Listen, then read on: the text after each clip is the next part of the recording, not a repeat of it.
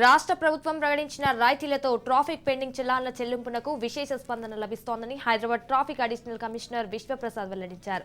రాయితీలు ప్రకటించడంతో వాహనదారుల నుంచి భారీ స్పందన వచ్చిందన్నారు. రాష్ట్ర వ్యాప్తంగా 76.79 లక్షల పెండింగ్ చలాన్లు చెల్లించారు.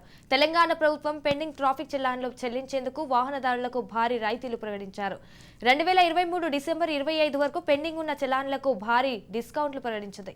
డిసెంబర్ 26 నుంచి జనవరి 10 వరకు ఈ రాయితీలు అమల్లో ఉంటాయని పేర్కొంది. వాహనదారులు పెండింగ్ చలాన్లు చెల్లించాలని కోరింది. దీంతో వాహనదారుల నుంచి భారీగా స్పందన వచ్చింది. ఇప్పటి వరకు రాష్ట్ర వ్యాప్తంగా 76.79 లక్షల చలాన్లు చెల్లించారు.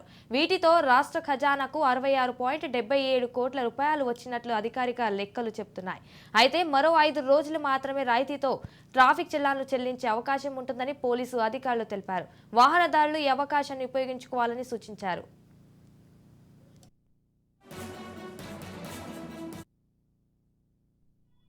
తర్వాత దీనికి సంబంధించి కొన్ని ఫేక్ వెబ్సైట్స్ ఉన్నాయని చెప్పి అట్లా కొన్ని సోషల్ మీడియాలో వచ్చినాయండి. ఈ మధ్య ఎలాంటి ఫేక్ వెబ్సైట్స్ రావడం కానీ జరగలేదు.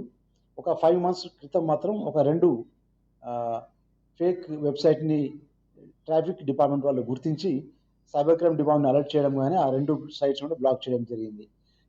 ఆ 2 సైట్లో కూడా ఎలాంటి పేమెంట్ గేట్వేస్ లేవు కాబట్టి పబ్లిక్ ఎవరు కూడా నష్టపోలేదు.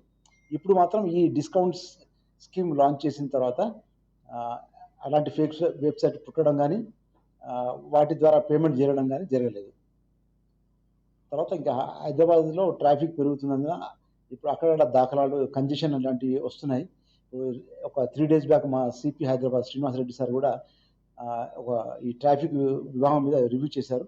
ముఖ్యంగా ట్రాఫిక్ పోలీసులు అందరూ కూడా పీక్ అవర్స్లో రోడ్లపై ఉంటూ ట్రాఫిక్ నియంత్రణ చేయాలి. ఆఫీసర్స్ కూడా జంక్షన్లో స్పెండ్ చేస్తూ అక్కడ సమస్యలు అక్కడ ఉండే సిబ్బందితో ఇంటరాక్ట్ కావాలని ఆదేశించారు.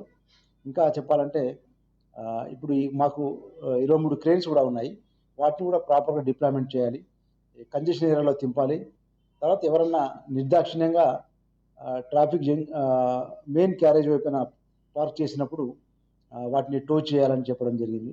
సో ఇలాంటి ఇన్స్ట్రక్షన్స్ చాలా ఇచ్చారు సిపి సార్. వాటిని మేము అందరం అమలు పరుస్తూ ఉంటాం. మీరు కొన్ని రోజులుగా మీరు అబ్జర్వ్ చేసి ఉంటారు. అందరూ కూడా సిబ్బంది కూడా బయట right from constable to senior officer అందరూ కూడా ఫీల్డ్లో తిరుగుతూ జంక్షన్ని స్టడీ చేస్తూ ట్రాఫిక్ క్లియరెన్స్ కోసమని తోడ్పడుతున్నాము.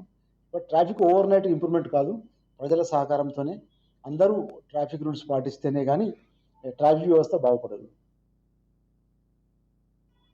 తర్వాత కొన్ని